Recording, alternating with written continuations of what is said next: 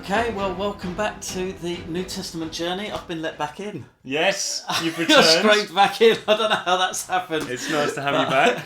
I'm back here. Enjoyed watching you and Lara last week, Tom. The main thing I took out from it, so I can check my homework with you, is we're into the book of Mark. Did the first bit last time, and the two key kind of ideas, or what's demonstrated about Jesus, was he's full of compassion and he's full of authority. Yeah, and these chapters carry on really leaning, I guess, more and more into the authority question. Okay. And for Mark, Jesus continually is the person who's described as the amazing one. He's amazing. Like, they're amazed at his authority. They're amazed at what he did. They were astounded. And so authority is what Jesus brings. He shows astonishing authority. And if you want to understand this man, come back to this man, you have to face up to the fact that he has astonishing authority. Now, authority is the ability to say yes to something and your yes makes that happen, or to say no to something and your no makes that happen. So I was trying to think of examples from everyday life. Yeah. Teacher in a classroom, I guess. I think you've said before about certain teachers. Yeah, it's amazing, isn't it? I remember one, I think it was the deputy head at high school. I mean, half a twitch of an eyebrow, and he was controlling, the hundreds of students. Yeah. No problem at all. Whatever he said went. He had great authority. And then, of course, you get the odd supply teacher come in, desperately trying to grab some authority from somewhere, but they don't have the ability to say, do this, do that. Yeah. And people follow it. So they say no, and everyone just ignores them. Yeah. But that guy doesn't even have to even say, just the eyebrow says no, and it stops. And so what we see is that the religion, the people who wanted to know God and who wanted to follow God, lacked authority. They were like the supply teacher. And what we have in this section is 4 really clear examples where Mark shows that these guys couldn't get the job done, and then suddenly Jesus shows up and seemingly quite easily, boom, like he says no and it stops. Yeah. Or he says yes and it starts. So there's a man at the Gadarenes, very well-known story. The key thing that's stressed is that everybody had tried. They tried to chain him up for years. They tried to clothe him. They'd sent him away, and he was wild and uncontrollable. There was no authority in the religion at the time that could say no, and it stuck. And then Jesus comes along. And this thing that nothing could control runs, it says, and kneels before Jesus and screams with terror, like, you have so much authority over me, you could do anything you want to me right now. Amazing. So what we see, and there's lots more in that story, but what we see there is that Jesus has this astonishing authority. Second example, there's been a woman who's been bleeding for 12 years, and Mark emphasises she's tried every single doctor. She's gone to every cure. She's tried conventional medicine at the time. She's tried, alternative medicine. She's tried prayer. She's tried everything, and nothing could fix her. And she doesn't even have to have Jesus say anything to her. She just reaches out and touches him. Yeah.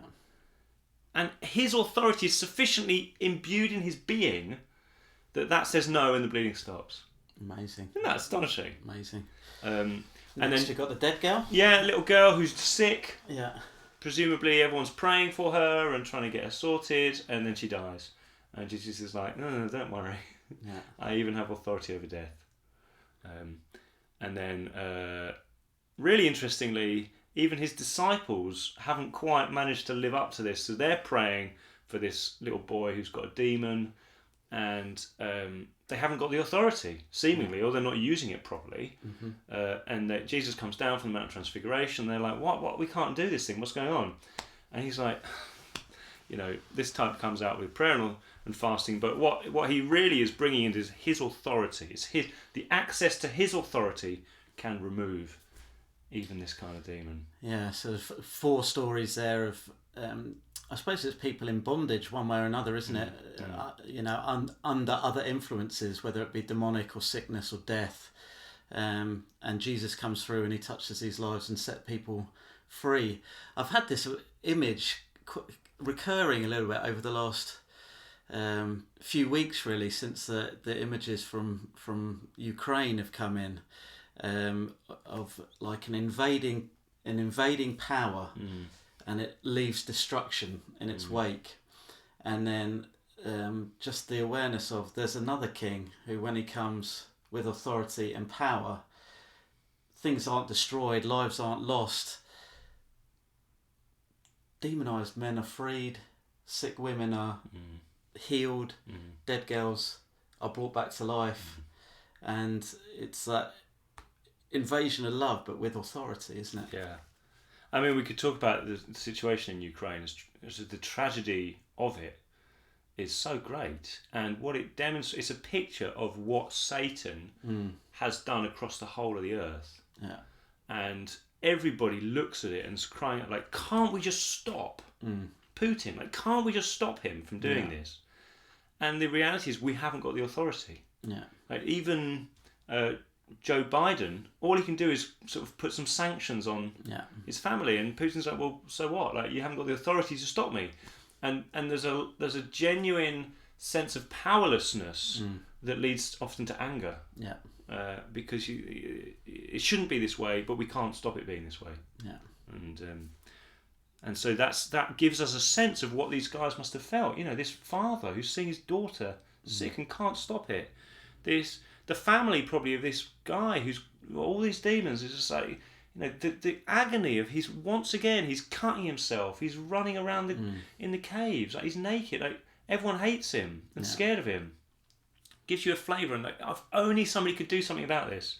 And then in steps Jesus. Amazing, yeah. And not only does he do this to these things, we then see just sort of a whole new level of feeding 5,000 people in the wilderness, walking on water, and then feeding 4,000 people. And those got hugely symbolic things, but we won't get into that for today. But the reality is that Jesus brings just incredible authority that goes beyond anything that humanity thought they could achieve, and even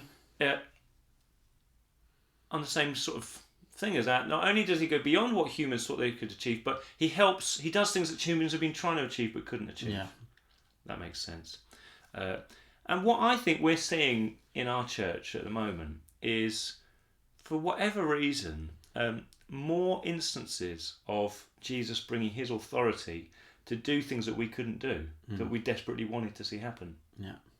I think of just over the last few weeks that the number of people who've had long-running demonic thoughts going through their mind, or even kind of just like voices in their heads that have plagued them for years, and a prayer and authority of Jesus being brought into the situation, they'd say, like, I can't believe it, I'm just a totally different person.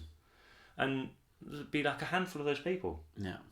I can think of people who were really sick.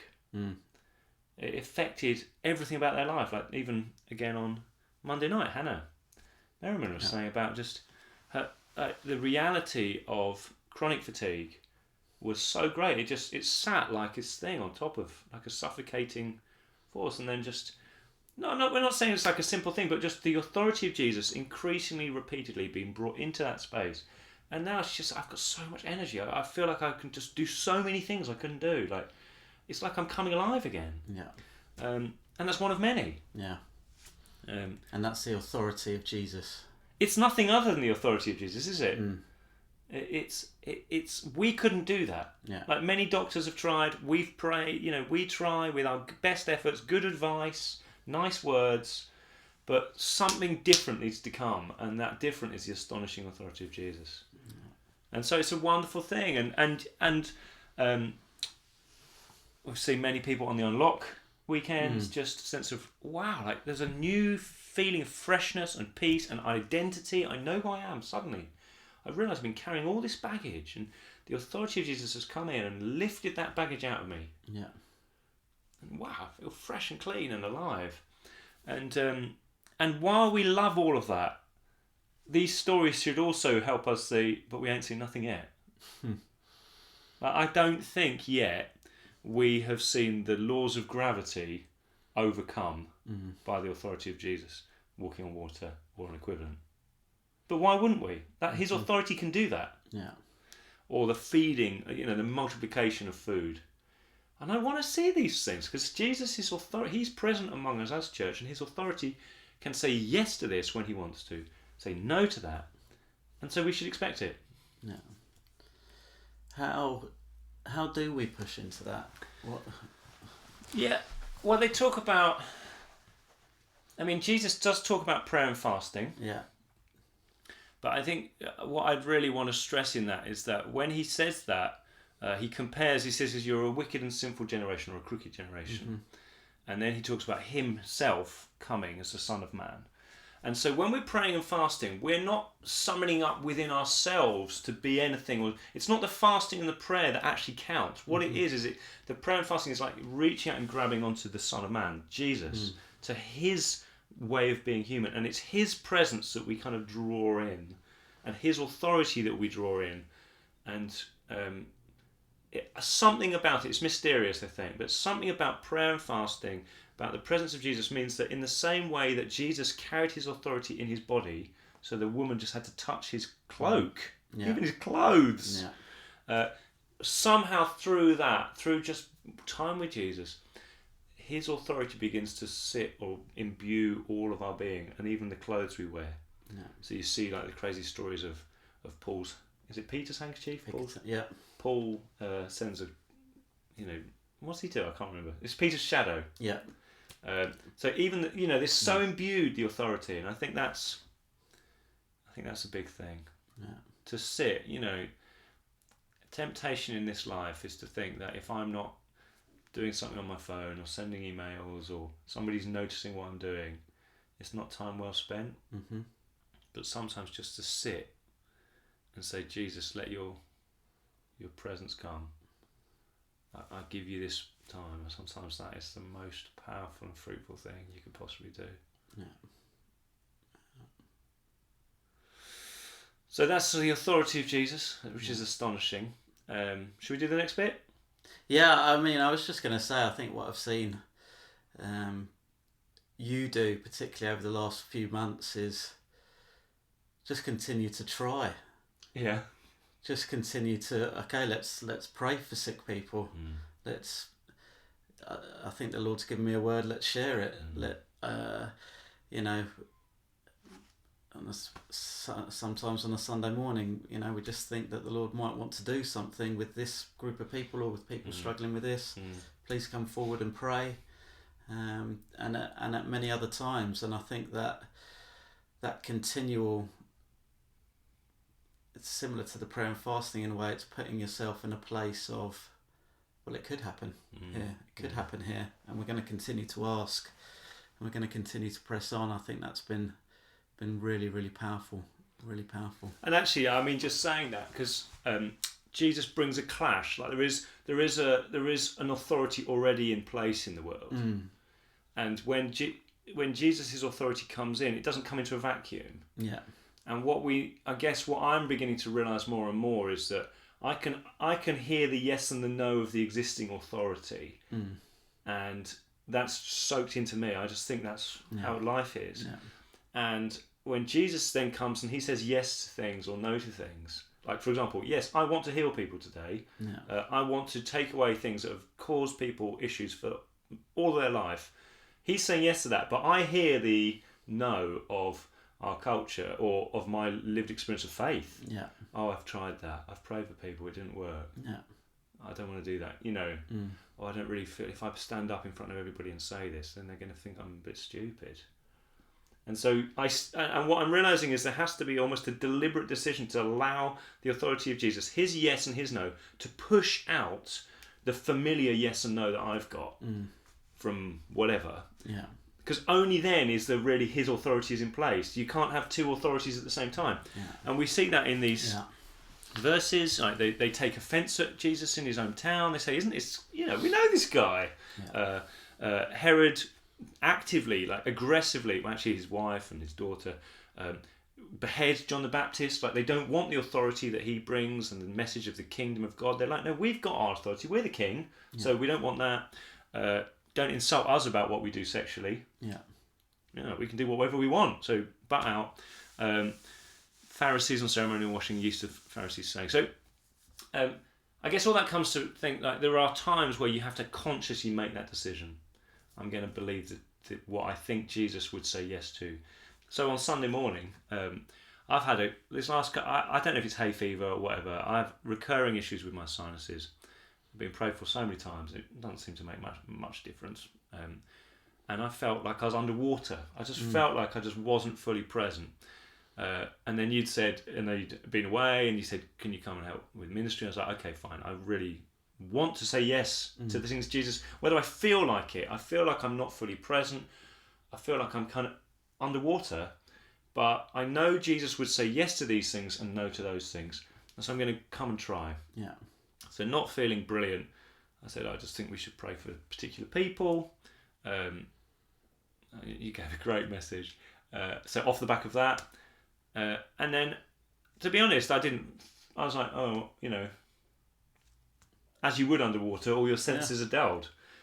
But then just had a lovely email or response from a couple of people saying that was so powerful for them. Like the Lord met with them in such a profound and encouraging way off that prayer. And I thought, wow, it would have been so easy just to have thought, don't really feel like it, it's probably a no today, I probably won't bother. And then the next day, I was asked to do some prophetic words for some of our small group leaders. And again, I still was feeling a bit rough. I was like, and I wanted to get back to see the kids. And I was like, okay, got 10 minutes. Let me just sit and try and do these things. And it ended, and then I looked up and I was like, I've been doing it for an hour. And I was like, oh man, like, this is... Yeah, it just wasn't the dream. But I knew Jesus would want to speak to these people. He loves them. They're serving him. They're doing things for his sake. And it's anonymous, right? So, but you can hear when the words in the room, they were read out later in the evening, and see the response of the people who, when they hear the prophetic words. And there was 2 of them which I'd done, and afterwards the person was so like, it was like the words of Jesus to them. I thought, well, I was oblivious to that. When I was writing it, I was a bit like, well, maybe this is what God would want to say. Yeah. So that's a very long way of trying to say, there is a clash of authority, and your body will so often manifest to you the yes and the no, the sort of that you've learned from the authority that sits in this world. And without wanting to make it too dramatic, Paul calls that this evil age. Yeah. There's like a power of evil or power of disbelief or of what Jesus calls wicked or corrupt or sinful generation. Let's think that we just don't really think God's that interested. We don't really think God wants to do anything. And you can believe the yes or no of that. And often we go through every day thinking no to this, yes to that. And then Jesus comes in with his authority and he says, actually, I'm going to say yes to that thing that you just don't think can happen. And I'm going to say no to that thing that's been causing problems and you don't think you can get rid of. Yeah. And to choose to believe that, it's powerful. So interesting to see how it plays out in these chapters. And is it fair to say you almost sense a frustration of Jesus? He says to his disciples, "Are you still so dull?" Yeah. And there's a kind of, I don't know what the word would be, almost like a narkiness, the way he deals with the Samaritan woman. Yeah. It's quite a rude exchange almost, or we would consider it. And it's like, what have you guys been talking about? And we see one with all the authority and all the love, and yet, exactly like you're saying, there are these other authorities and other factors in play, and that's what we see in these chapters, isn't it? The coming together of these things. And he drives them out. It requires a driving out. It doesn't just... The existing authority doesn't just sort of say, he has to drive it out. Yeah. Now, maybe like the demoniac, it does come and kneel before him and it will do what he says. Yeah. But it still requires, you must go and do this. Yeah. And so if we think about that as an image, really, of what we must do, we must drive out those things that sit from the old authority and allow Jesus' words to be the ones that define what we do. Yeah, amazing. And so maybe just finally about that, shall we just talk about the kind of thing that then Jesus brings it all in a fairly Jesus-like way. Let me read these verses. Yeah. Again, Jesus called the crowd to him and said, "Listen to me, everyone, and understand this. Nothing outside a person can defile them by going into them. Rather, it is what comes out of a person that defiles them." After he had left the crowd and entered the house, his disciples asked him about this parable. "Are you so dull?" he asked. "Don't you see that nothing enters a person from the outside can defile them? For it doesn't go into their heart, but into their stomach and then out of the body." In saying this, Jesus declared all foods clean. He went on, "What comes out of a person is what defiles them. For it is from within, out of a person's heart, that evil thoughts come: sexual immorality, theft, murder, adultery, greed, malice, deceit, lewdness, envy, slander, arrogance, and folly. All these evils come from inside and defile a person." So you might be like, what on earth has this got to do with authority? Yeah.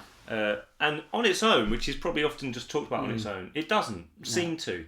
But in the context, what we see is Jesus is bringing the authority of the kingdom. His authority, he's the Son of Man.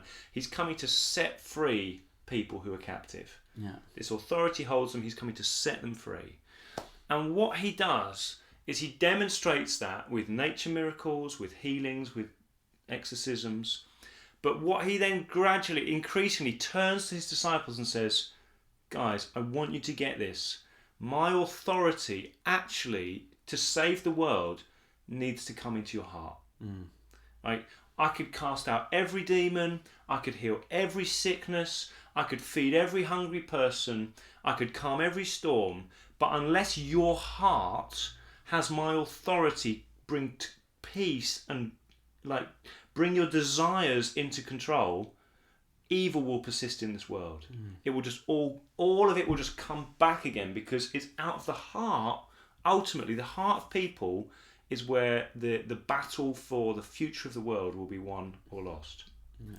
And so he looks at his disciples and is like, "You must carry your cross. You must allow my authority to come and say no to your sinful desires.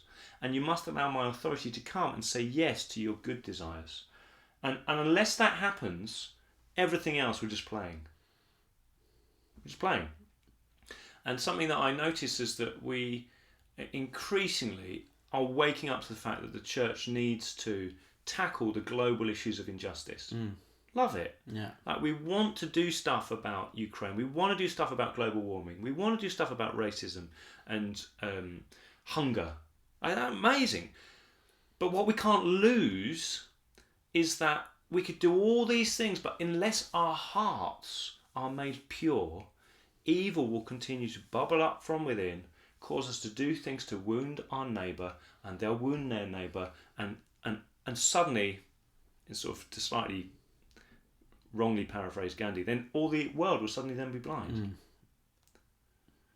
And so the question that really Mark and Peter probably, who was the guy speaking behind Mark, and Jesus himself wants to bring to you is like, will you let him say no to the desires within your heart that are leading to evil? Will you let him do that? Because it's not about eat this food or do this activity or whatever. It's about his yes and no increasingly soaking into your heart, that when you feel really angry about this person, you hear his no. Don't say that. Don't do that. Or you hear his yes, like turn that anger into an act of compassion, into a deed that overcomes this systemic evil. Or lust, greed. Yeah, you hear his no, don't use that to get everything you want, just to think about what you want out of this situation. Don't, over consume. Instead, let me say no to that greed, and instead say yes to the good desire of love and of kindness. And does that make sense? Yeah, absolutely. And I've been reading a book about the church between AD 50 and AD 350. So roughly, 50 is where we kind of probably see the Acts of the Apostles narrative ending. It's a little bit earlier than that, but around then. And 350, it's around then, is when Christianity became the state religion. Yeah. And so there's a really interesting period of time. Like, what on earth happened? How can it go from sort of just 120 people, or just, a few thousand people, random little tiny rooms, to suddenly the whole world, seemingly the whole Roman world? What on earth happened? And there's this guy called Justin, who was one of the early preachers, and what he stresses over and over again is that it's the behaviour and the character of Christians that counts. It's the behaviour and the character. It's people who've allowed the authority of Jesus to change their hearts, so they respond to people differently. And so, amazing phrase in the book said, it wasn't attractive worship services that people came to that caused them to want to become a Christian. So it wasn't like, hey, there's a great Sunday meeting, come to this, oh, this looks amazing, let's hear the gospel, let's experience the Holy Spirit, let's become a Christian. No, he said it was attractive Christians who caused people to want to come to the worship service. And actually, for a lot of them, they weren't allowed to come until they'd been baptised, and that would take them about 2 years. So they'd have to go through 2 years of small group before they were allowed to come on a Sunday morning. So different. And only when they'd gone through 2 years of small group, they'd have to have their leader of their small group vouch for them and say, yeah, Andy used to be really lazy, and now Jesus has changed him, and now he works hard in his job. He used to be somebody who, got angry a lot and shouted, and now he doesn't. And so when they vouch for him, they say, yeah, okay, now you can come and join us on a Sunday. And I find that absolutely just mind-blowing. Yeah. It was all about the evil desires that come out from within, having the authority of Jesus sit over them, be proven to be sitting over them, that they become somebody like a good tree bearing good fruit. Yeah. And that was Christianity for the first 250, 300 years. The authority of Jesus reigning in people's hearts. Making a difference. Yeah. Wow. It's worth thinking about, isn't it? It's worth thinking about. I just love the bit. It's funny because we're talking about the negative aspects of the slowness of the disciples, the evil in their hearts. I take a strange encouragement from it. Like it's always, people were right there. They were right in front of Jesus. They still struggled to get it sometimes. They were still slow. They were still wanting to be first place. This has always been the kind of people that Jesus has taken. But then, we know from history, hearing a bit more about what happened, longer history, but Jesus genuinely gets hold of people, and when the authority comes, it does change. It does change people. And it can change you, it can change us. And maybe that, nice way to land it really is all this talk about authority today, but Jesus is a God of compassion. And so he wants to bring his authority into your heart, but he also has such compassion that when you mess it up, when you don't quite get it right, he doesn't walk away. In his compassion, he's like, okay, let's do this again. No. Let's go back over this. Let's get this sorted. I love him for that. Yeah, amazing.